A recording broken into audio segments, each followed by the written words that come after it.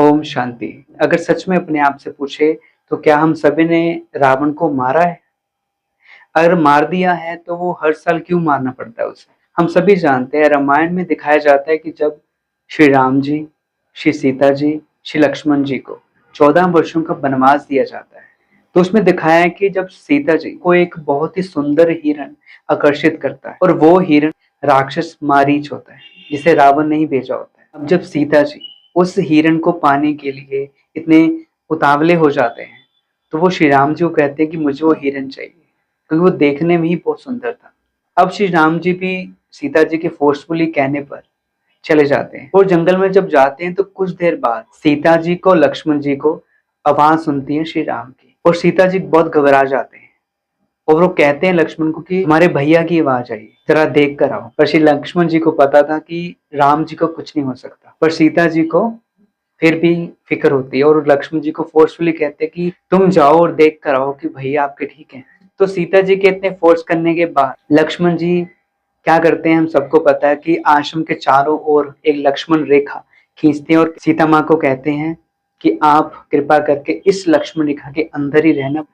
अब सबको पता है कि आगे दिखाया जाता है कि रावण डायरेक्ट तो नहीं आ पाता, उनके साधु का वेश धारण करके ही सीता जी के पास भिक्षा मांगने आता है। जब सीता जी उस लकीर को पार नहीं करते, रावण उन्हें बार बार कहता है कि तुम साधु का अपमान कर रहे हो, मैं तुम्हें श्राप दे रहा हूँ। अब सीता जी को डर लगता है, तो क्या दिखाते हैं कि वो लक्ष्मण रेखा पार कर जाते हैं, और जैसे ही लक्ष्मण रेखा पार करते हैं, रावण सीता माँ को उठा के ले जाता है। ये कहानी हम सबकी है। कैसे?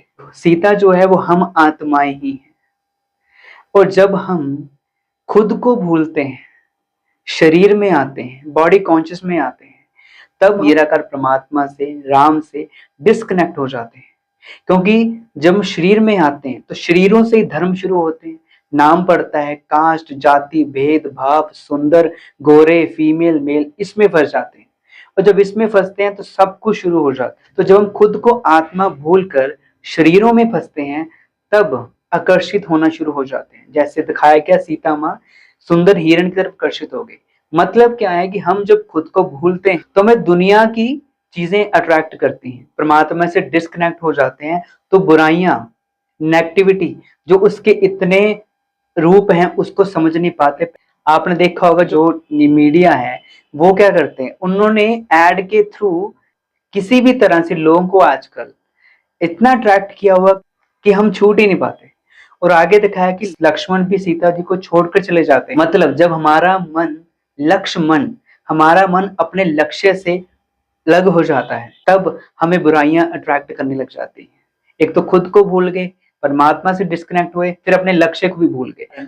फिर क्या होता है, फिर रावण सीता माँ को उठा लेता है। मतलब हम आत्मा अपनी उस जो लक्ष्मण रेखा है उसको भी तोड़ देते हैं। अब लक्ष्मण रेखा क्या है? हमारी मर्यादाएं, हमारे आचरण, हमारी पवित्रता, इनको हम जब तोड़ देते हैं, क्रॉस कर लेते हैं, तो रावण की जेल में, रावण क्या है वो हमने पिछली वीडियो में देखा था। ये जो विकार है यही रावण है, और कोई रावण 10 सिर वाला नहीं हो सकता। हमें खुद सोचना है, क्या रावण 10 सिर वाला था?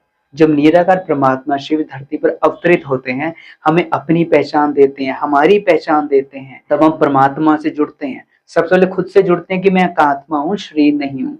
तो उस परमात्मा से जुड़ते हैं, तो जुड़ने के बाद हमारे अंदर इतनी शक्ति आती है, तो हम माया के रूपों को भी पहचान पाते हैं। हमारे जो वैल्यूज थी उसमें वापस आने शुरू हो जाते हैं, तभी हम रावण को जीत पाते हैं। तो रावण को सिर्फ जलाने से कुछ नहीं होगा, अपने अंदर के रावण को मारना है। और वो अंदर का रावण तीर से नहीं मरेगा, किसी चीज से नहीं मरता। अंदर का रावण जैसे नेगेटिविटी को पॉजिटिविटी से मारना होता है, तभी हम सच्चा दशहरा मना पाएंगे। ओम शांति।